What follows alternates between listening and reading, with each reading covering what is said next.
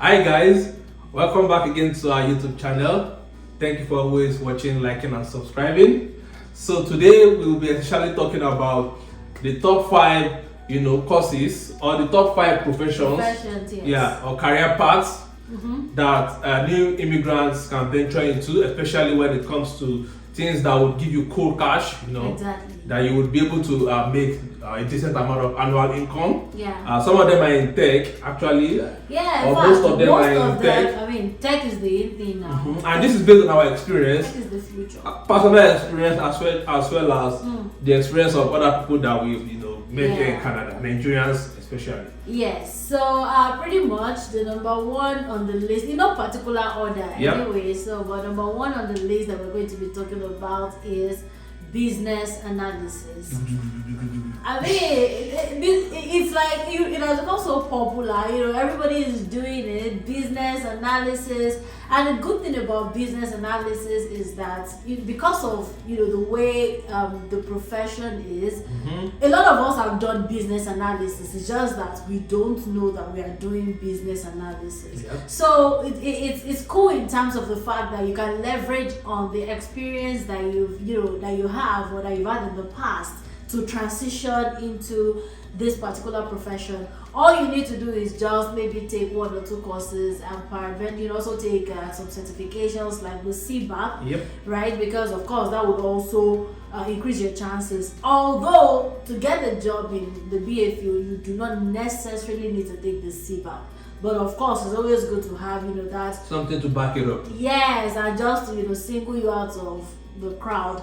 But business analysis is one of the in thing now, and the good thing is it pays a whole lot of money. Basically, at least on the average of probably you'll be earning anything between maybe 70, 80, 90 into the 6 figures, or you're earning maybe $60 per hour, $50 per hour, $70 per hour, and things like that. That's just pretty much that's massive. So it is. Business analysis is one thing that you can venture into if you're looking. Sometimes I feel maybe every one of these professions that you're talking about, sometimes I feel like I can do everything at once, so that I can be making money, just be making money from all the professions. Just go and be jack of all trades, and then you now be master of none. And there's so much like you want to do, but you're just limited in your capabilities as a human. The second one on the list, like you said, in no particular order, is data analytics. Data analytics, I believe everybody is quite familiar with that. It's big now, If you want to expand it, you see data analytics and artificial intelligence. But data analytics essentially is big. We're in the era of big data, and data analysts are just widely in demand, So to be a data analyst is not even difficult. There are a lot of courses online that you can take for your data analytics training. You can go to Coursera. I think Google has a data analytics course. Quite a lot of them, The whole thing about data analytics though is that you must be able to, show practically that you can do it. So if you go to an interview, they will give you, real life case studies, or they will give you, sample case studies where they will ask you to, run some numbers and do some analysis. But really, if you're a data analyst, you can't go out of vogue because there is a whole lot of demand for it. Though the average salary might not be as high as business analysts, but it's not also bad. It's not bad. It's not also bad. And people who are data analysts are also smiling to the bank. So if you are a new immigrant or you are a potential new immigrant and you're thinking of how do I diversify, or how do is it diversify now? Not diversify. I'm talking like a business owner. How do you transition? You see, that's how I used to come to his age. How do I transition? I said that no, it's because I'm from the business and so how do I transition into careers that are in demand in Canada? That's for you. You can also go into data analytics. Yes, and then so very closely related to data analysis is Scrum Master. The Scrum Master role is now something that it has just gone blown out of the roof, basically. I mean, I don't think there was anything like Scrum Master several years back. Maybe it was, because I mean, when you go through the Scrum process or the school or whatever, they'll tell you it has been in existence since, but it only became quite popular, just this period. And that's also something that you can easily transition, into as well. It's project management related. And you just need to maybe take 1 or 2 courses here and there. For example, you can take, the CSM, become a certified Scrum Master, or you can take the PSM. And so basically, again, and it's not a kind of work that is very demanding, in my opinion. Yeah.